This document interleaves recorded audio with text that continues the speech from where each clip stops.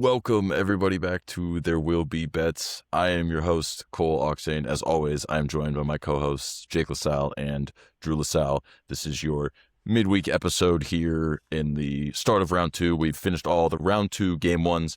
We're off to game twos. We're going to break down all of the Thursday and Friday action. We're recording as the Wednesday games are going on, so we'll kind of mention what we think is going on in those series as a whole when we break those down. And we're going to hop right into breaking down kind of just a little bit of each of the four series, what we saw out of game one. And we'll actually start with the Pistons versus Cavaliers game because, as Jake pointed out on the last show, he's the only one who ever gets criticized, so I have to put my hand up. I was a little bit wrong about this series. I said it was a Jalen Duren series. It's not a Jalen Duren scoring series, that's for sure. Now, cleaning the glass, playing defense, protecting the paint, all those things he actually did very well, and I think it was a key reason the Pistons were able to win that game yesterday. But starting off with this series, guys, what do we take away from kind of an ugly game overall? I don't think either team looked great. It just kind of looked like the Pistons were able to, again, get enough contested shots, make a few late. Cade Cunningham did just enough. He didn't play great. No one in the game really played great. What do we think of this series? We all kind of think it's going to be a long series. I think based on what we saw, that's true. So what are your guys' thoughts, at least on that one? Yeah, I think the first game just kind of reiterated my thoughts on both teams. Both these teams just have tremendous problems scoring, in general, and obviously we already went over the Duren scoring. I just think what I've reiterated in the last series, I think this Cavs team is just, I don't know if it's they're just slow. They struggle moving the ball around, struggle on the offensive end. I don't have a lot of faith in this Cavs team. I feel like we're going to see a lot of games like last night where it's just the Pistons have control of the game the entire way and win. I think that Cleveland will probably win a couple in Cleveland, but I think what I got from that game is I just see this series with the Pistons winning probably in six or something like that. Yeah, I look at it a little bit differently. I think both of these teams have clear limitations. When you look at the Cavs, I think, like you mentioned, there's a bit of a limitation as far as dynamic athletes are concerned. They have a lot more 3 and some D guys, but they're going to need those guys to step up. I think Harden is ultimately limiting them by not being the offensive player he once was. We're going to need to see Mitchell take over and be that primary scorer more so than he was in game one. And then on the Detroit side, it's pretty much the same story. It's a Cade Cunningham show, and does Tobias Harris show up as a primary scorer? So I think this goes back and forth. I really don't see a ton separating these teams. I think it really just depends on who comes out and has a better shooting night, and I think it can go either way, game by game. Yeah, it's 100% a shooting variance matchup for me. On the nights where the Cavs are going to shoot poorly like they did last night, they're going to lose.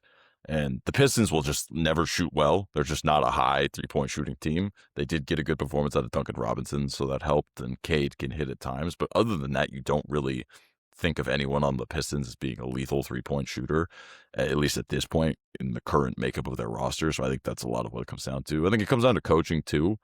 Obviously, this is a big matchup with the Cavaliers having gotten rid of Bickerstaff a couple of years ago and replace him with Kenny Atkinson. I think Kenny Atkinson was the weaker coach last night. He does this weird stuff where he just constantly rotates guys in and out and doesn't let anyone get into a flow. It's really weird. Whereas at least Bickerstaff will roll with his lineup for a game, and the certain play style that creates is what they'll roll with. So, if it's going to be an ugly, nasty game where you've got Duren throwing the ball off the glass and Nassar Thompson jumping from the free throw line to try and get offensive rebounds, like it creates chaos at least. Whereas like Atkinson just constantly trying to switch things up, and I guess he's trying to find a shooter or somebody that's getting hot, but I feel like it's going to come down to if he can actually find lineups to take advantage of the obvious weaknesses that the Pistons have. So I think it's going long. I think we're kind of destined for 6 or 7. I'm going to say the Pistons, because also apparently the Cavaliers cannot win on the road in the playoffs. I'm going to say the Pistons are still going to get it done in 7, because customs or no customs, this Cavaliers team just doesn't win on the road, apparently. So that's where I stand with this series. I think this is the most we have to wait and see what happens. Obviously, we'll break this game down here in a minute, but any other thoughts on this one, guys, or do we just want to kind of wait and see what happens? And obviously, game 2 will give us a second data point, then we can go from there. Yeah, I feel like it's a wait and see what happens in game 2, but honestly, like, I don't know. Harden has not been playing well. I feel like maybe it's a play him off the floor because his athleticism, reliability on defense. He has not been hitting shots, which is really why he's out there. I don't know. This series is weird. I think it's a wait and see. It seems like maybe Customs was overvalued. That I think this team just has a major problem with consistency, and if they're not hitting from three, they're going to lose most nights. You can't undervalue Customs, man. That's its own lethal. I think with what the Raptors are able to pull out, it had to be Customs, because that Raptors team, even compared to these two teams, just stinks. So I'm not gonna hate on Customs. I'm gonna say that this series has its own set of problems, and as we kind of discussed on Sunday, I think the Eastern Conference is just mid, and that's really the issue. We're watching a glorious mid-off, and that's what it really is, which at least leads to entertaining basketball compared to some of these other series. But so speaking of a series that was the opposite of entertaining in game one. Luckily, here during game two, it looks like we're getting a better game. But this Knicks team absolutely wiped the floor with the 76ers. Now, we all know teams coming off of a game seven playing a team that is not coming off of game seven usually never goes well for the team coming off the long series. It's just the reality of the situation. Tired legs, especially Philadelphia, was a very draining series. But my God, was I not expecting it to be over in 3 quarters. I mean, this Knicks team, when they're on, they are the second best team remaining in the playoffs. That's what I have decided. Now, are they always going to be on? No, they also have their own level of inconsistencies. But when they're on, their shooters are hitting shots. Jalen Brunson's getting to the paint. Cat's playing well. There's only one team I think can beat them, and I think it's probably OKC. That was my takeaway from the game. Other than that, there's really nothing I could take away from that game. I think we really need today's game. But what are your guys' thoughts with the Knicks? Are we overblowing them? What's going on here? Yeah, Jalen Brunson was insane. He could not miss in the first half. And honestly, they just play, like you said, there's just not much you can take from that game. They played too well, where like all the looks that we wanted, like cap points and everything, and Hart rebounds plus assists, all of it just died because they just couldn't be on the floor. They were done after the third quarter. So actually before the third quarter they were done, so it's just really difficult to evaluate from that point of view, especially any of these prop bets, because you just didn't see it. Yeah, you touched on, I think, what was important there. It was going to be a tough situation for a team like the Sixers to come off an emotional win in a game 7 in Boston, something that they had never done in the Joel Embiid era. And I just think it's funny, the talk around like this changing his legacy because he got out of a round 1 series with the Celtics. I get that they were a huge underdog in that series and they came back from 3-1, and that's fantastic, but let's put it together, maybe make it an Eastern Conference Finals trip. But unfortunately for him, he's out in game 2, and hopefully Maxey can carry the torch into game 3. But yeah, no surprise on the outcome. I do think they bounce back. It's unlikely that the Knicks are hitting from 3 at a 50% clip every game. I think they were 65% from the field overall, so not a sustainable pace by any means. I think the Sixers lean into Maxey and hopefully can get some consistency out of Edgecombe and others to knot it up at 2 before going back to Philadelphia. For sure, and I think it would not shock me at all. Again, without Embiid late in the game, we'll see how it plays out. Obviously, still yet to be seen on the second half here, but it wouldn't shock me if the Sixers do win this game, because that's just the Knicks' MO. We talked about it last series. I said I could see it happening again.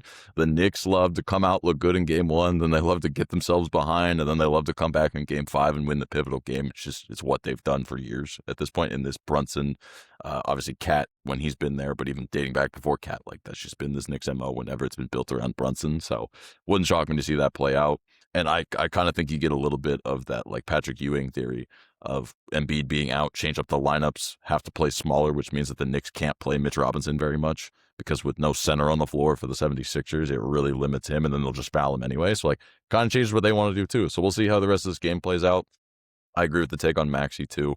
I think this could make for an interesting series if Embiid comes back, because then now you kind of have this dynamic of where you're basically playing a different team game to game with the Sixers. Like I think that could get a little interesting for the Knicks too, and it'll actually put to test whether or not Mike Brown is actually a better coach than Tom Thibodeau, which could end up being the deciding factor. So I think that's interesting as well.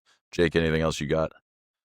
No, but I would like to emphasize your point. It is interesting because they were playing a lot of two big men lineups yesterday because of Embiid. So if they're forced out of those lineups, then maybe their defense is a little off, and the 76ers can take advantage because their guards are good. They can shoot. So it could be interesting to see what happens And obviously, like you said, if they have to adjust every game for this 76ers team, it makes it interesting. Sure, and I mean, it makes it a lot harder to hide the traffic cone that is Jalen Brunson when you don't have the ability to let him funnel everything to Mitch Robinson. So I do think that makes it interesting too. You know he's going to get his on offense, but all of a sudden now you could end up in that Hawks situation where you have to hide him a little more. And like we talked about in the preview, there's less places to hide him on the 76ers. I think it could get interesting here again. We'll see, especially like Drew said, if the shooting doesn't continue as hot for the Knicks, we might have to hold our horses on our excitement for our Knicks East tickets a little bit. I think they'll get the job done overall, but it could be a little bit more of a sweat than game one let on. All right, well, that'll take us over to the Western Conference. We had one really fun, exciting game and one that we'll just get out of the way right now, and then we'll kind of close up the talk with the exciting series. But the Lakers, I don't know, they tried. Is that what we can say about this game against OKC? Like, OKC did not look good. They looked uninterested. Shai Gilgeous-Alexander scored the least amount of points he scored in a playoff game in multiple years. When did I mention that the Thunder still won the game by 18 points? Like, where are we with this? Unless Luka Doncic magically reappears fully healthy, there's nothing that I think the Lakers could do based on what I saw. I don't want to overreact to one game, but it was a C- effort out of the Thunder, and you got a great LeBron game as well. And it was just not even competitive once we got to the fourth quarter and OKC actually turned it on. Drew, I'll let you take this one since you're a resident Lakers fan. Maybe you saw a look there that the Lakers could take advantage of, or is it really just kind of a let LeBron go out on his sword with 4 good games? I mean, you need Reeves to obviously play better, 3 for 16 from the field. It's like that's you have 2 scorers that can really make a difference on this team, LeBron and Reeves. And if you don't get A+ games from one of them, if like you need both to be on to win anything in this series. So I do expect Reeves to have a better game too. I don't think that you could be any worse, but no, optimism not high. Expected this series to be a difficult one. I do think what JJ Redick is doing on defense is, again, like I said it all the way back at the beginning of the Rockets series, I just wanted to see JJ Redick show coaching ability, and I think it's there. It gives me optimism heading into next season that he's throwing things, he's throwing looks at the Thunder, at the Rockets, not that the Rockets are anywhere near the Thunder offensively, that are working, and I have to stand on something. That's what I'm going to go with for now. Love it. Jake, you did say, in a way, you wanted to fade Shai Gilgeous-Alexander. Now, you said to do it with Austin Reeves, horrible showing from him. But do you think that there's, what Drew is saying is that there's like an opportunity still, whether it's with LeBron or anyone else, to try and fade Shai Gilgeous-Alexander, maybe as a points leader, or even like playing his unders or something like that, based on the defensive schemes they're running? And you think there's any opportunity there, or is this just a one-game blip? No, I actually like what I said last time. I think there's value. Like you said, this Thunder team, they can win no matter what. They can just show up and win. They don't need Shai to do it. So I think like we saw last night, Shai was kind of just like distributing the ball. Chet was scoring a lot. I think they just have so many players and so many tools that they're going to win this series either way, which is why I said I like the value, and you expect it to be over in 4. Do not take LeBron. Plus 270 with only like a 10-point lead over Shai. Do not take LeBron. There's no value there. Like, even if he wins, great. Plus 270, like that's just not a lot. You had to get in on it before. Like you said, you took your shot with Austin Reeves. If you would have chosen to take your shot with LeBron, you'd be sitting in a much better place. If you do think that this theory that Shai is going to have, again, a lower scoring series due to the fact that he plays less minutes and might be a little less interested, again, there could be some value there. I will say the one thing that is limiting Shai a little bit is he didn't realize that there is still one player in this league who has a better whistle than he does, and it's LeBron James. And so last night he was flopping a little bit, and he wasn't getting all of the foul bait calls he usually gets. So that was one thing that I think he just wasn't ready for. Now, again, it didn't matter. The Thunder are just better than the Lakers, but he was not ready for the fact that LeBron still holds all the power when it comes to the whistle. So that might be a little bit of a limiting factor, too, if not all of his points can come from the free throw line. I'm just saying, I don't know. Now look at that. The free throw merchant doesn't get to the free throw line and scores less points. Who would have thought? He found somebody who is a bigger free throw merchant than him. LeBron said, I've got 20 plus years of working these refs. You might be the best, but I am the king. All right, that's enough Lakers talk. Let's move on to, in my opinion, at least in the first round, was the most entertaining of the 4 series. we can pat ourselves on the back a little bit. We said on this podcast, we said we love the Timberwolves. We said we were going to sprinkle some money line in game one. We got the benefit of Anthony Edwards showing up to play for us. While he didn't necessarily have his best game, he was obviously impactful in that game. But the Timberwolves, man, this team just finds ways to do it. They win the game. It was kind of an ugly game, but that's the way the Timberwolves are going to want to play these games against the Spurs if they're going to beat them. But Ant's back. He looks good. We'll see tonight. I know Jake is on his rebounds ladder, so obviously we're hoping that he's back and given that full Anthony Edwards playoff effort. Again, we'll see how it plays out. I kind of am, thinking it's going to be a Spurs spot tonight. In fact, I bet some money thinking it will be that, but Timberwolves did their job. They stole home court.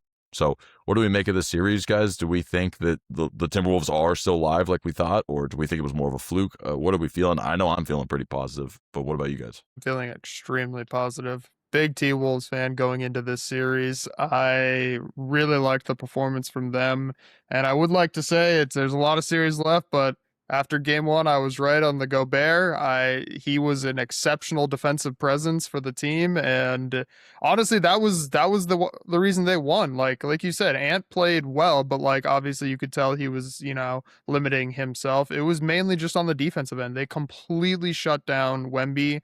Wemby missed a ton of outside shots, and that's what led to their victory. And that's why I feel like we've been big on them in this series. The defense and the rebounding and the hustle plays that the Timberwolves make are just that they're just that team that just will never go away, and it just kind of eats at these at some of these teams, especially a younger team who's not used to this playoff basketball in the NBA. It just kind of tears at you. Yeah, I'm not going to give a full pat on the back because I think we eventually got to playing Gobert points under and rebounds over was the move, which is, you're correct, exactly how it played out. I'd like to give myself a half Never said he was pat going on. to score points. I know, but we eventually at the very end we're like parlay negative correlation on points, but he's going to rebound. He's out there essentially on one side of the court. Yes. I myself didn't put a nickel on it, but Terrence Shannon is a dog. The guy was a professional scorer in college. He is a professional scorer in the NBA. And when the Sumu is not playing, they need him to be active on the offensive end. Helps that the ancient veteran Mike Conley was out there distributing as well. But yeah, it's interesting. It's going to be interesting to see as Ant's minutes start to tick up when he gets more comfortable and feels a little bit more close to 100%. At least you hope so. How Shannon's minutes kind of maybe drop a little bit. Do we see Dosunmu come back in and start to chip into that?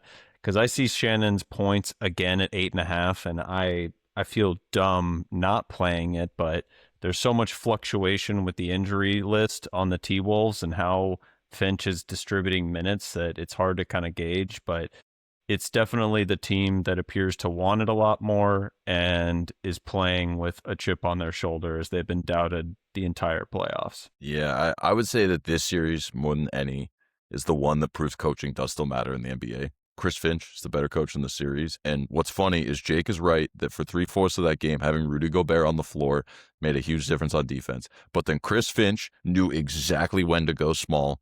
And down the stretch, they went small. They let the guard space it out, and they scored enough points on big possessions to win the game. So, that's just to me right there is knowing exactly how to use your personnel and when to use them. And then same, bringing Ant back, didn't just try to force the ball into his hands. He let guys like Terrence Shannon, who you have to trust, but knew he could, go ahead and make the plays that needed to be made. And then my only other takeaway, and I've been kind of making the joke for like a week and a half, 2 weeks now since the playoffs started, but has a quote aged better than Anthony Edwards saying, but we got Jaden McDaniels. That dude has been the unsung hero for the Timberwolves, and I think he will continue to be in this series.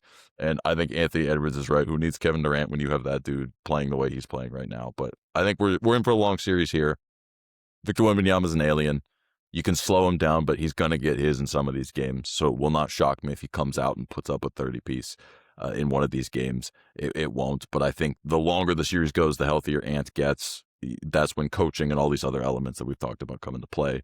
So I agree with you guys there. It was a very positive start. Again, they stole home court. They did what they needed to do. So even if they go and get waxed tonight, everything that we wanted to play is still very much set up. So that's the good news there. And I think that as our handicaps aren't going to change much. I agree with what you're saying, Terrence Shannon. Even with the Sunmu in, I think you kind of have to just ride it while it's on its way up, because this might be the last time you ever see that number under 10 if he continues to do what he's doing. So I think that's absolutely worth a show. We'll talk about that here in a second. Any other thoughts, guys? And yeah, our handicap originally expected an Ant return when they came back home. So just to be able to get one Ant playing in these games and to steal one in San Antonio just bodes well for the positivity on that series.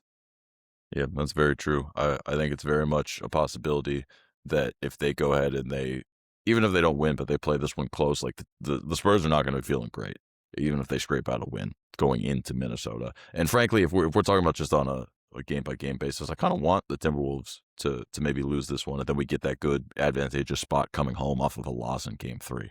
Then we can go and play the Timberwolves to the max, and we can really kind of just call our shots in the series. I think that'd be cool too. So, and we'll see how it plays out. But definitely the most exciting series out of the four, in my opinion. Obviously, again, a lot of ball left to be played in all of them, but definitely the most exciting, and that's what you actually look for when you get to these playoff series. So that's all we have to say on those four series. Again, we'll keep breaking them down every time we bring back on the show here. We'll have more games to break down, and pretty much like every round, everything will probably change, and everything we just said will no longer be true come game 3 and 4. So we'll just take it as it goes, and we'll go from there. But we're going to get into breaking down both the Thursday and Friday games here in just a second for you guys. If you are enjoying this video, make sure to go ahead, leave a like on the video. If you do want to keep with us throughout our playoff journey, hit that subscribe button, hit that bell as well so you get notified whenever we upload. Also, stay tuned on any social media platform. We are everywhere at There Will Be Bets for all of our daily picks and previews, especially with all this injury uncertainty that we were just talking about, whether it's Joel Embiid or Anthony Edwards or any of these guys. Sometimes our picks are going to change, so you're going to want to see what we're putting out on a daily basis. And then obviously, again, stay tuned as we go through the rest of the playoffs here. So make sure you hit that like button, hit that subscribe button, follow us on social media. All right, well, jumping into the Thursday slate first, we've got the Pistons minus 3.5 versus the Cavs, total sitting at 215.5. I think a lot of what we're going to be looking here is same to what we were calling out in game 1, because again, it kind of played out mostly how we all would have expected here. And obviously we'll touch on the little tweaks we're going to make specifically to one certain player we mentioned at the top. But Jake, where are you going in this game? What do you got for us? I echo what you've said on Duren, but on his rebound side, he's been good on the boards and he's been good at protecting the rim, and that is his main focal point on this team. His goal is not to score points. They have other players. Cade Cunningham will take the primary role, and he will also be the distributor. But I think he's been very good in this series, and he's very good at handling the Cleveland.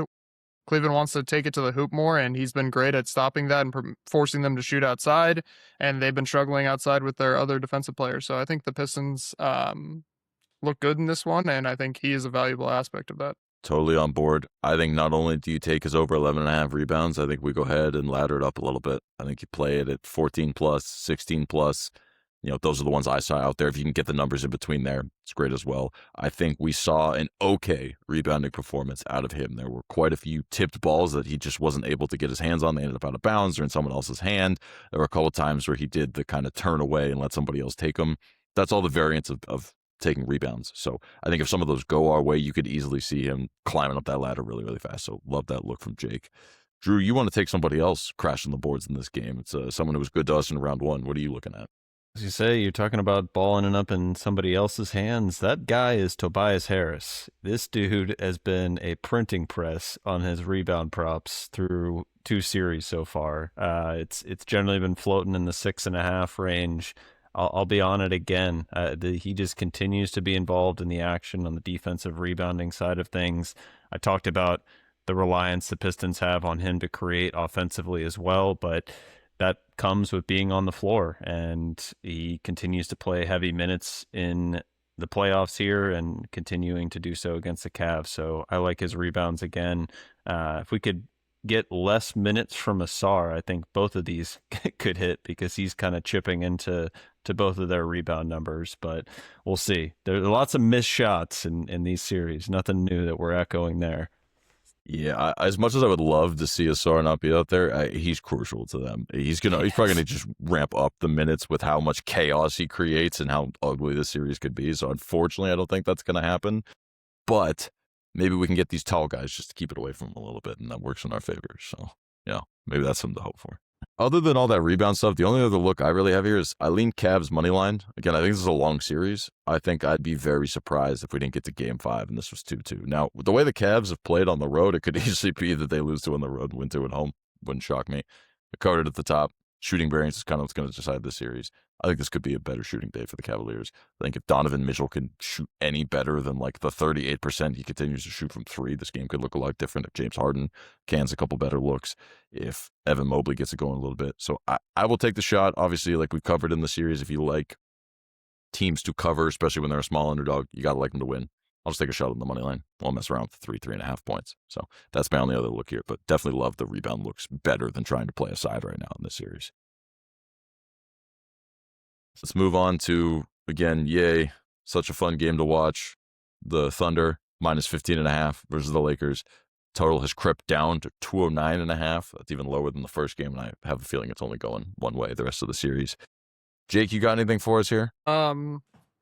Yeah, not really. Looking at this game, the only thing I'd echo is Drew's play. So I'll let him go over that first, and then I'll touch on why. My play that I like, touched on it a little bit. I have to imagine a world where Austin Reeves bounces back in this game. I'll be looking at his points over in this one. Can't shoot much worse than 3 for 16 from the field. This team needs him to be better on the offensive end. I think you see maybe even more volume with Vanderbilt likely out for game 2 after that disgusting injury. But yeah, I'll be back on Reeves. And I think that there's a world where we see high variance positively and we could maybe get a ladder situation going, just because I think the volume is going to be there. And if the shots are going down, I think we could see a huge game for Reeves. That kind of goes a little bit against my play, but there's room for him to have a better game and still for my play to hit. I'm going to go right back to what worked for us in game 1. We're going to go Lakers team total under 96.5. Adding in game 1 of this series, that is now another game where the Lakers have gone under this. Still only won this entire season between 5 matchups, but they've gone over this number against the Thunder. Thunder defense first. The Lakers, you're pretty much relying on guys who are not high percentage shooters like Marcus Smart and Rui and even LeBron to hit 3-pointers to keep them even scoring remotely close to anything competitive in this series. So I'm going to go ahead and keep running this back until either that number drops or we see them consistently go over it. So that's my play there. And I'm going to go against a little bit of what Jake said at the top of the show. I'm going to take SGA over points. I think he's going to show back up in game 2.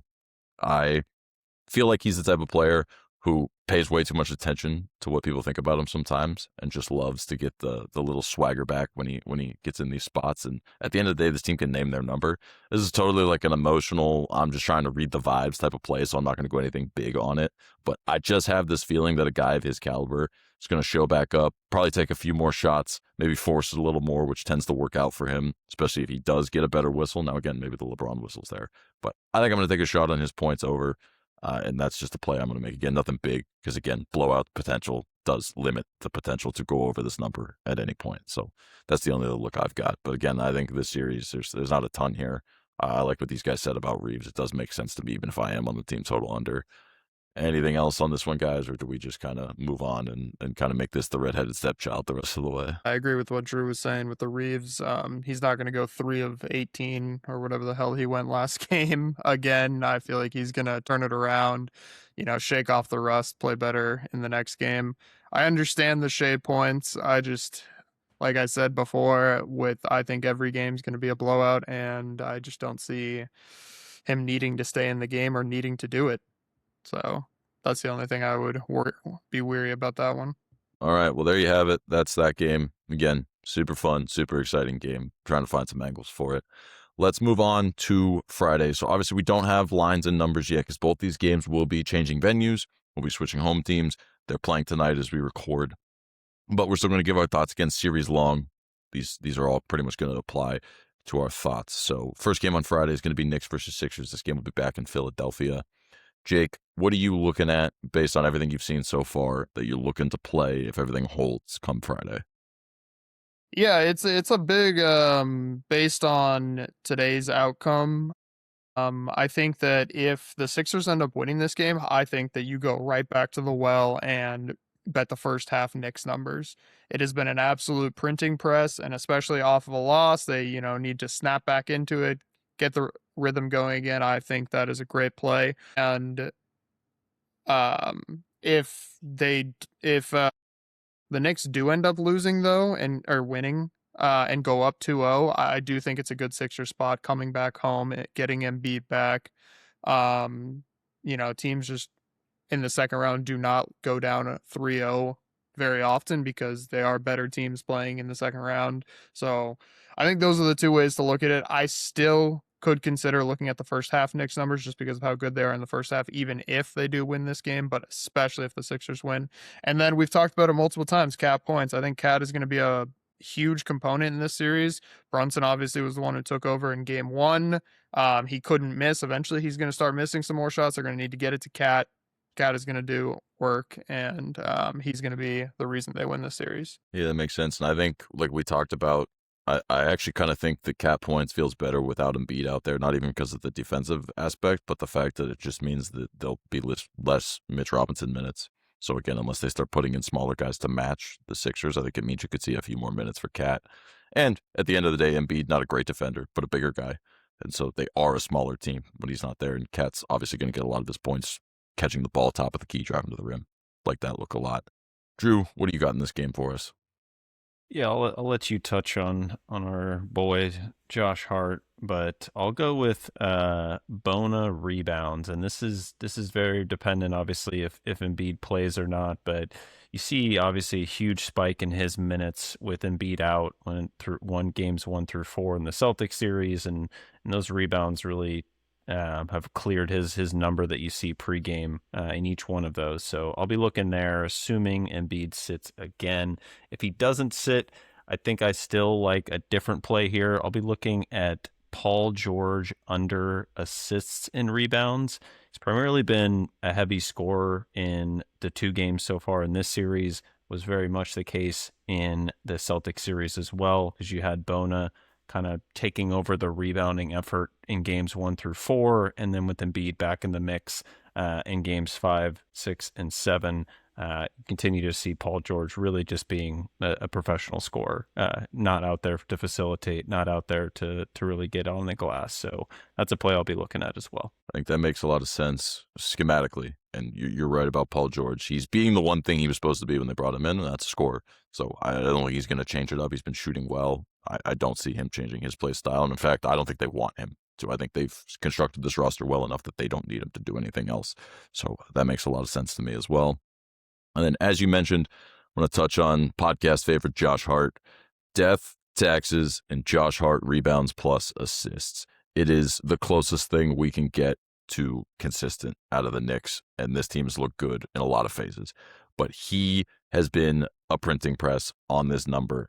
It keeps climbing up. We're now seeing it at about 13.5. My guess is come Friday, it's going to be at 14.5. I still like it there. He's consistently hitting 15, 16 on this number, and I think that there is still some room to play ladders if you want to, all the way up to about 20. I think if it ain't broke, don't fix it. We've touched on it multiple rounds now. We're not going to stop.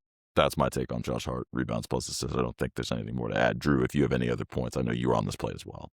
No, I was going to say that the value is definitely starting to dwindle. I think odds makers are seeing how little he is putting into on the offensive end, that he's looking to pass first pretty much every time he has the ball, and maybe a corner 3 that bricks off the iron on from time to time. But he's essentially a football player out there, just going full blown rebound, guard, maybe some distribution. But I love it. He's at 8 as we sit at halftime of game 2. Hopefully well on his way to covering it once again for us. Yeah, and the crazy thing is he covered his number in game 1 and played 3.5 quarters, or 2.5 quarters. Literally didn't even set foot on the fourth quarter, was out like halfway through the third, and still covered his number. It's unbelievable. Yeah, and I will say, if we're looking just long term, right? If we're looking how do we pivot when this number continues to climb, I think assists is the way this is going to move, is because he is actually proving to be a facilitator. He had a solid number of assists in a game where he didn't play a lot of minutes. He's already got 4 assists. Again, it's not like he's carrying it 7 and 1 rebounds to assists here with this number. Like, it's a good, even split. We like that look going into the series. I think that if this number starts to creep up too high, the rebounds is what will push it there, because he will tend to rebound more than he gets assists. But if you like the elevated floor we're getting in this series, assists will be the way to pivot if the value seems to be evaporated on the number. This is also one of those props where if you know you're going to like it every game, go as soon as you see the book list this game, go see if that number's listed, because you're going to get your best number available. That's what I try to do with something like this too. That's the only other touch point I can make on this if you're still looking to play this angle with us. Otherwise, I'm going to repeat a lot of what Jake said. Love Cat points over. I know it didn't hit in game 1. We'll chalk that up to the limited playing time. I think especially if Embiid is out, like we said, means probably a little bit more time for Cat. Love that look there. And then, yeah, if it's going to be 0-2 and the Sixers coming home, that's just a spot play. Sometimes you just have to trust in the spot. Data tells us teams off a loss going back home, it's a great spot. Teams going down 0-2, it's a great spot. Embiid or not, you got to like them there in that spot, especially if it's 0-2. But even coming back, I think they're going to be competitive against the number. It'll obviously be a little bit shorter, being at home. But I think either way, it's going to be a Sixer spot on the spread, but especially if they're down 0-2. That's where I'm going to be looking. Well, all right, let's move to the final game on Friday. Now, this is going to be that Spurs. Had a stroke just like Jake. This is going to be that Spurs-Timberwolves matchup. This will be the first game back in Minnesota. Again, recording, so it's a little bit of a choose your own adventure on what you think is going to happen after we're done recording here tonight. But Jake, you're on something very familiar. What is it you're going to be looking at? Yeah, I obviously gave out the clip this morning. We'll see how the game goes tonight, but you got to be looking at Ant rebounds, especially with the injury. His numbers you're getting a little bit of a discount on what we already say, or what we've already basically described is a discounted rebound, because they have to put it based on what his overall total is in the regular season, which is 2 rebounds lower than what he averages in the postseason. Then on top of that, obviously his injury, so they're dropping it even more. So there's just a lot of value on Ant rebounds, and if he shows up, Ant's the type of player, if he's on the floor, he's going to be going 100%. He will not be holding back. So I really like his rebounds in this series. I feel like you're going to be getting good numbers, and he's going to be attacking the glass. The other thing, I feel like this series is going to be a back and forth series. Obviously we saw, Timberwolves win game 1. I could see the Spurs bouncing back tonight, getting the win, and then going back to Minnesota. I feel like we could see them bouncing back off of a loss, coming out strong. And I just feel like it could go back and forth. So it might just be a big spot play series where you just take the team off the loss and don't think. Absolutely. In a 1-1 series, give me the Timberwolves coming back home with Ant now having 2 games under his belt coming back from injury. Like we said, data suggests that teams coming off a loss on the road, returning home, great situational spot to be in. Absolutely a spot play on a team we already like. We like the matchup. We like the way they're playing defense against Wemby. Absolutely give me the Timberwolves in this game. Spread, money line, you can pretty much book it unless something crazy happens. I'll be on the Timberwolves in this, especially if it's a 1-1. If they happen to win this game, who knows, man? Spurs could be kind of a cart going off the rails. A young team that hasn't had any adversity, any playoff experience really at all, and only a little bit of adversity in 1 game against Portland with Wemby banged his head on the floor. So who knows what it's going to look like going back to Minnesota. So I'm pretty much going to be looking Timberwolves no matter what. I think I would prefer it to be a 1-1 series strictly just to get that money line and spread value, because obviously if they come off 2-0, that's going to be a short number going back to Minnesota. So that's really my only take there. Drew, sounds like you have something familiar for us too. What are you going with? I'm going to be beating a dead horse. Yeah, Terrence Shannon points over once again. On it again in game 2. We'll see how that plays out tonight. But we touched on it a little bit. I don't even know if it matters if Dosunmu is in the lineup or not in the lineup. I think he is available tonight, so we'll see how that plays out. But the number itself keeps sitting between 8.5, 9, somewhere in that range. If he goes over 20 minutes, he's clearing this number pretty easily in every game he's played in with that range. I likely will be on it again. Again, we talked about how the minutes fluctuation of Ant may play into that a little bit, so we'll see what he logs tonight in game 2. But it's a guy that's out there to score. He's not out there to do anything else, because they need scoring from other outlets outside of Ant, with DiVincenzo out, with DeSumo out. So I like it again. Other play I'm on, or I should say will be on in game 3. Mike Conley continues to see more minutes, obviously with that facilitation needed, with Ant playing a little bit more limited minutes. And really, I think his role is maybe shifting a little bit, not being forced to handle the ball for every second that he's in the game on offense. You've seen Conley start to dictate the action a little bit more, and has always been a proven passer, a proven facilitator. And I think you continue to see that show up. His assist number has generally been 3.5, 4.5. So we'll see how that sets up in game 3. I kind of feel like it's correlated almost with Terrence Shannon a little bit. Yeah. You know, a lot of what they're getting is he's getting those cuts. They're setting the off-ball screens. He's coming over the top, get him going towards the basket. So you could definitely pick up an assist or two. So again, maybe a little correlated. Parlay could be fun with that too. Wouldn't hate that at all. Yeah, I like that. And then another thing I think is actually correlated with the Mike Conley assist that I'll be looking at, and this is a story that we've been telling since last round too, but Naz Reid over threes. They keep setting this line at 1.5. He consistently gets to 2 threes. He's not a high volume shooter. He's not going to get you to 5. I'm not looking to ladder him, but he consistently is hitting 2 threes a game. And Mike Conley is setting him up. And the way that this offense, especially when they go to that small lineup, he's a key factor. And his ability to stretch the floor is really what can give them that extra boost on offense. So I'm going to keep playing it as long as it's not super juicing. They keep playing at 1.5. So definitely going to look at Naz Reid over threes. That'll pretty much stay consistent from here until, again, one of those things changes. So we'll keep hitting that. Any other thoughts on this series, guys?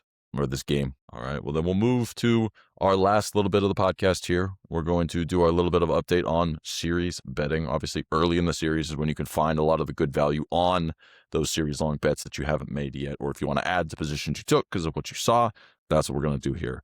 So first and foremost, we're going to jump to Drew. He's got something that is a little bit to be determined on game 2, but he's looking at something to take advantage of in this Sixers series, particularly fading the current leader in this category. So, Drew, what is it? Yeah, looking at series points leader, Tyrese Maxey, number, obviously we'll see what it comes out at post game 2. Brunson had a decent lead on him going into this game, and as it stands at half right now, looks like Maxey sitting at, what do we got here? This is excellent podcasting. He's sitting at 19, Brunson sitting at 16, so closing the gap a little bit. I think what this play really is about is, does Embiid sit another game where Maxey's forced to be really the primary, if he wasn't already, offensive weapon for the Sixers? And it continues to just be ultra efficient regardless of if Embiid is in the game or not. It hasn't hurt his assist to turnovers. He's still looking to pass and make the right basketball play when it's needed. But I do think that there's some value in Maxey especially if he's going to be the only guy leading the charge for the Sixers. Yeah, I think the logic makes sense there. I think really it's just a question of, can you get one of those Brunson games where he's not on? And he has had those from time to time in playoff series to playoff series. You catch one of those 18 or 19 point nights out of Brunson, I think you're right. Maxey's floor is so high at this point, especially without Embiid. Makes a lot of sense to me. Yeah, the only issue is just Brunson's just volume. That guy is just a volume king. He will throw 30 shots at the glass. Yeah, I think maybe that's kind of our love for Cat. We really need that to come through one game. Like, get a real Cat is the dominant force on offense. Guy, obviously the sprinkle we put on Cat, point leader, is gone fairy dust. Dead. But maybe he can still help us get you there on Maxey if he has one big game. So that would at least be nice. All in on the hard assist leader. Yeah, and if all of Brunson's points come off of Hart's assist, then all right, jumping over to a couple of the looks that I have here. One, I'm going to add just a little bit to a position I took. The number's gotten even longer. I think there's still a path that variance could go our way here. It's on 3-point leader in the series between the Thunder and the Lakers. No one is a great 3-point shooter. Austin Reeves is really kind of the best guy you would have thought. He had a horrible start, so now there's some value to still kind of playing some other guys. I took AJ Mitchell before. I want to double down and add a little bit to AJ Mitchell now. I'm seeing him about plus 3,000. He got 5 3-pointers up. He only hit one of them. Bad shooting night. We can deal with that. The key there is he got the volume we were looking for in this lineup without J-Dub. Dort on his own team went 2 for 5. So those are kind of your two real legitimate threats. Jared McCain went 4 for 5. Most of his minutes came later in the game. I don't see him consistently being the 3-point shooter for the Thunder, so I'm not going to be scared off by him. His number is still below all those other guys I just listed, so I don't think he's really a threat. And then obviously Austin Reeves, tough start. I could understand if you wanted to get in on him. Otherwise, your two best 3-point shooters were LeBron and Rui, both going 3 for 6. I just don't see those guys continuing to hit a 50% clip. I mean, they haven't ever done anything close to that in their careers. So I think this is still a wide open field. One other guy, maybe you could say if he's going to keep it going, is Marcus Smart, but I like AJ Mitchell. I'm going to double down just a little bit. Might as well add to our position at a discount. That's kind of my take there. Nothing more, nothing less. Not anything crazy. Again, didn't put anything big on it to start. Definitely don't put anything big on it now.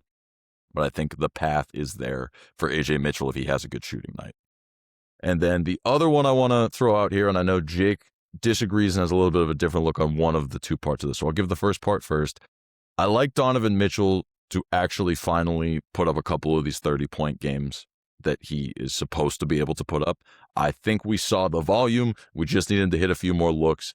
But defensively, they don't really have a great matchup for him other than when he gets to the rim, Duren can affect his shot. But I think that if you take these averages of the Donovan Mitchell points, so 28 plus, even sprinkle a little bit on 30 plus, I think there's value in those numbers. I think if we see one big game on him, all of a sudden now those averages are in play. But the thing I like a little bit better is the round 2 point leader. I think that this series is destined to go 7. I think he has to be the scorer for the Cavaliers if that is going to happen. I know he's up against Cade. Jake's going to throw out another name here in a second. I think if we can get to 7 games, we have a legitimate shot, especially if he has a good shooting night. The only other real threat, in my opinion, is either Maxey or Brunson. But if that series ends up being short, you eliminate both of them at once. So those are kind of my takes there. I think the Timberwolves Spurs series is just too low scoring to see one of the guys come out of that series and do it. But that's just me. Jake, I know you disagree. Who is it you're looking at for round 2 point leader? Yeah, it's the guy I've been saying all along. I think Ant is the way you should be looking at this. He had 18 points in game 1 and played a complete reduced minutes of what you'd expect Ant. He was playing really well, really efficient on his shooting. I think he's going to have to take over if they're going to win this series. And also, I am just not high on this Cavaliers. I have not been all year, and I could easily see them losing in 5 or 6. And whereas I could see this Timberwolves series going 7.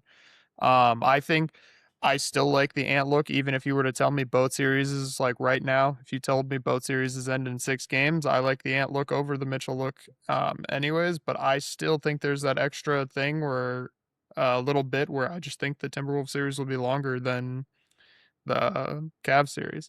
And then I agree with you on the other two. Obviously, the Thunder series that, will be over in 4 probably. And you assume that the Knicks will take care of business and win in 5 or 6. So I think it's really somebody in these 2 series, and I like Ant. Got it. I see the look there. Again, I think a lot of it, and this is just in general, when you're betting the entire round leader for all of the teams, you are as much betting on the length of the series as you are the player in these situations. Because no matter how good or bad Donovan Mitchell or Anthony Edwards shoot, if one plays 2 more games than the other, chances are they can probably outmatch unless you get like the Herculean effort, like Cade Cunningham had last round, like that level of scoring. So that's obviously what you're doing too. So if you're looking at these or you're evaluating what we're saying, keep that in mind as well. If you have a certain opinion on the length of a series that you think is stronger than your faith in either of these players, go with that. That's what I would say too if you're going to look at these. So if you truly do believe Pistons are going to take care of it in 5, don't follow me on the Mitchell. Same as if you have this theory, obviously, it would be the Timberwolves that could take care of the series quicker now, but that would be the way to look at it too, is if you think the Timberwolves or if you think the Spurs are just going to show up and win the next 4, maybe stay with it. That's kind of just the PSA, whether or not you agree with Jake or I. Drew, any opinion here, or is there another name you'd want to throw into the mix as well? I know obviously you're a Maxey guy. If that series goes long, that would make sense too, but any thoughts on this before we wrap up? No, I think I'm more in aligned with you on the Mitchell piece. I do think that series is going to extend, and if the Cavs are going to do that, it's going to be driven by Mitchell producing at a high level. So I more so look at the Mitchell as a bet on the series going longer. If the Pistons wrap it up, it'll be Cunningham, and obviously he's a huge favorite to be in that position anyway. So think of more of a long shot with the Cavs extending the series is how I would think about the Mitchell play. All right. Well, there you go. There you have it. Those are multiple ways to play round, series, all this fun stuff that we've got. Again, we'll update these every time we record because there's always a little bit of value on these series leader options, especially if there's a good or bad game, because these markets just fluctuate so much based on results, especially early in a series. So we'll keep touched on those. But that will bring us to the end of the show. Obviously, that's a notable more of a head-to-head. We haven't had a ton of big head-to-heads as of recent, so that's a good one there to at least put out there. And then you could choose your own adventure on who you believe in more. We had some alignment on some of these other games. Obviously, you heard us break all those down. So we'll be back later this weekend to review games 3 and some of the game 4s when we get to that. And then we'll keep going all the way through these series. Obviously, again, as some of these come to an end, particularly that Thunder-Lakers series, it'll just give us more time, more effort to focus on the ones going long. So you want to stay tuned and join us for that. But if you did enjoy this episode, go ahead, leave a like on the video, hit that subscribe button so you get all of those upcoming videos all the way through the end of the NBA playoffs and into the summer. Hit that bell so you get notified every time we do drop. Follow us on social media at There Will Be Bets everywhere for our daily pick content, especially going into things like the weekend, between episodes. That's, again, where we put up all of our content. So make sure you stay tuned there as well. Otherwise, we'll get you guys out of here. Thank you for watching as always. And we wish you the best of luck on your wagers between now and the next time we see you. Go. Let's have a week.